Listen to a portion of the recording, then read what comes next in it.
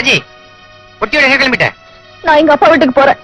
Raji please, நான் சொல்றது கேளு. ஏன் தடுக்கிறேன்? நீ போமா.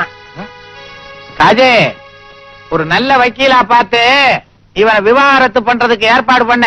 யோ கிழவா, உனக்கு இது நல்லா இருக்கா? அண்ணே, என்ன சாப்பிட தேவையா? நடக்கிறீங்க? எந்த வேலையில உன் பொண்டாட்டிய வீட்டு விட்டு வெளில கொண்டு வரணும்னு நான் பிளான் பண்ணணும். என் பொண்டாட்டி வீட்டு விட்டு போயிட்டான். சீக்கிரம் மோதிடா.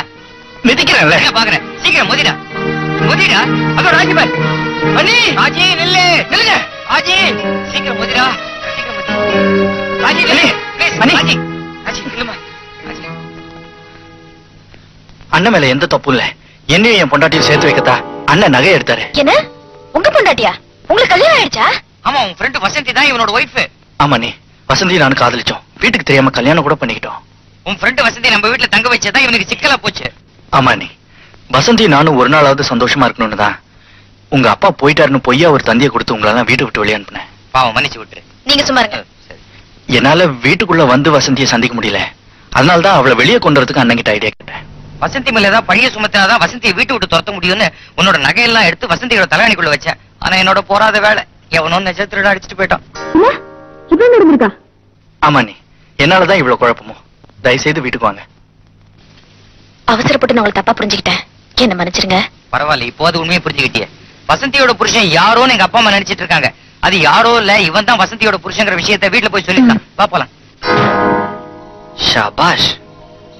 சாதாரண ஒரு நெகட்டிவ் விஷயத்துக்காக என்ன துவைச்சு எடுத்துட்டல்ல. பட்டப்பகலில் இளம்பெண் கடத்தல்.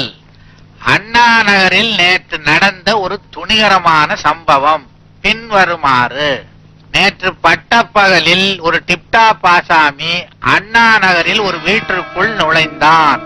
அப்போது வீட்டுக்கு சொந்தக்காரர் ஊஞ்சலில் ஆடிக்கொண்டு மும்மரமாக பேப்பர் படித்துக் கொண்டிருந்தார். இதையே தனக்கு சாதகமாக பயன்படுத்திக் கொண்டு டிப்டாப் ஆசாமி மெதுவாக மாடிப்படிகளில் ஏறினான்.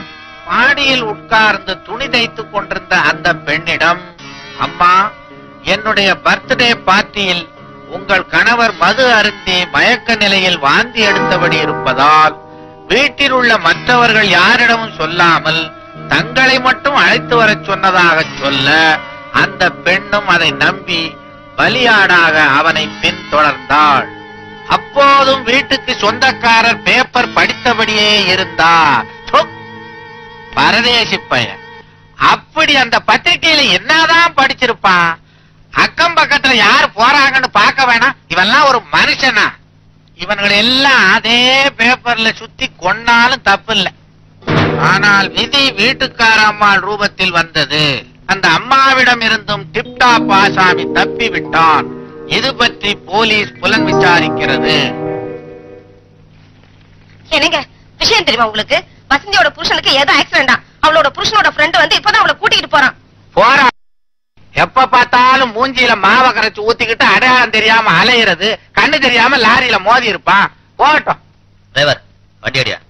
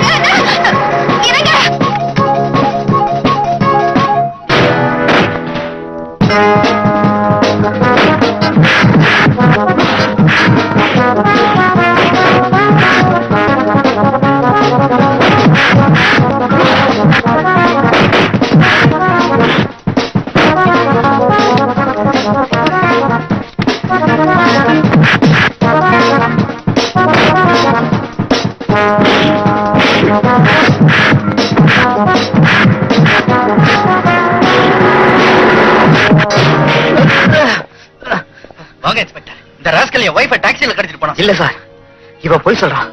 நான் என் ஒய்ஃபும் கார்ல வந்துட்டு இருக்கும்போது பின்னாடியே ஃபாலோ பண்ணிட்டு வந்து பொம்பு சண்டையில முதல்ல அந்த பொண்ணோட புருஷன் யாருங்கிறத ஸ்டேஷன்ல போய் முடிவு பண்ணிக்கலாம்.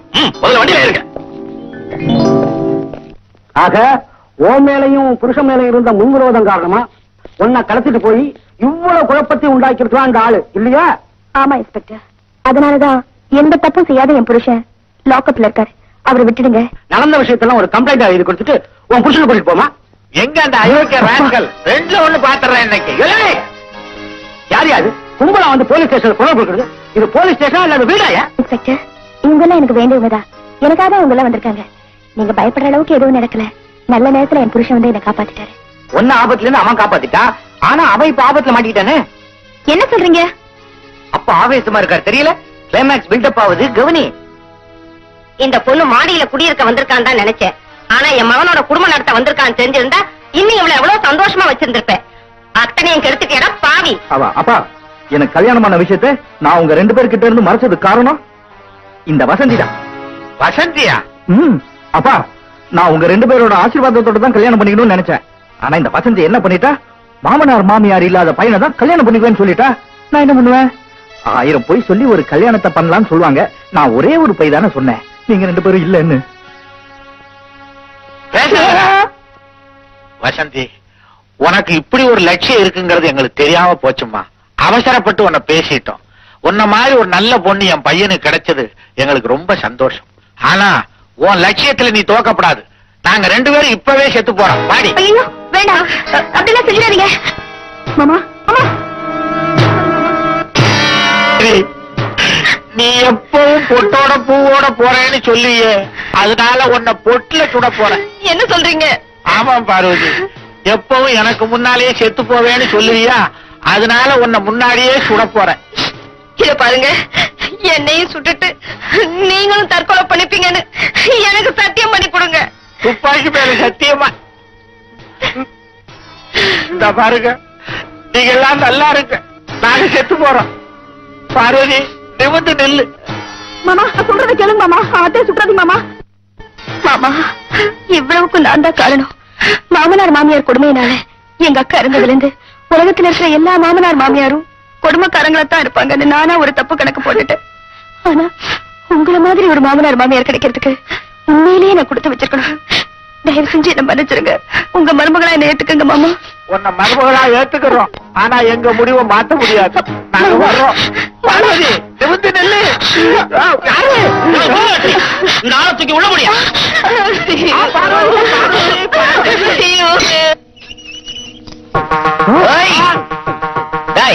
உனக்கு உதவி செய்ய போய் தாண்டா ஒரு தடவை நான் கம்பி எண்ணினேன். இப்ப அப்பாவிய லாக்கப்புக்குள்ள தள்ளிட்ட. குடும்பத்தையே போலீஸ் ஸ்டேஷன் கொண்டு வந்தவன நான் சும்மா விட மாட்டேன். அப்பா, பாக்கிய நான் பேசிடுறேன். ஒரு துரோகிய கொன்னதுனால தியாகிங்கிற பட்டம் கிடைக்கும். ஒத்துங்க அப்பா, நகருங்க. அது அவனுக்காகவே தயாரிக்கப்பட்ட குண்டு. நகருங்க, ஒத்துங்க. கொஞ்சம் கேளுப்பா. அந்த தலையை விட மாட்டேன். நகருங்க, நகருங்க, நகருங்க.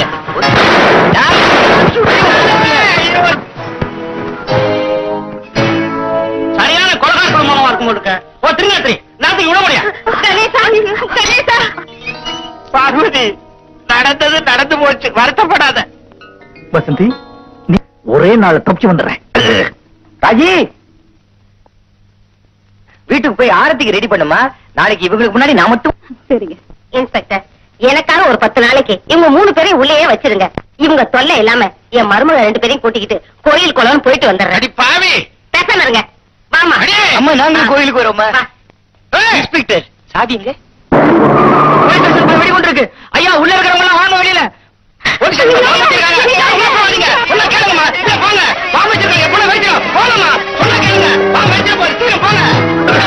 ஐயோ அம்மா,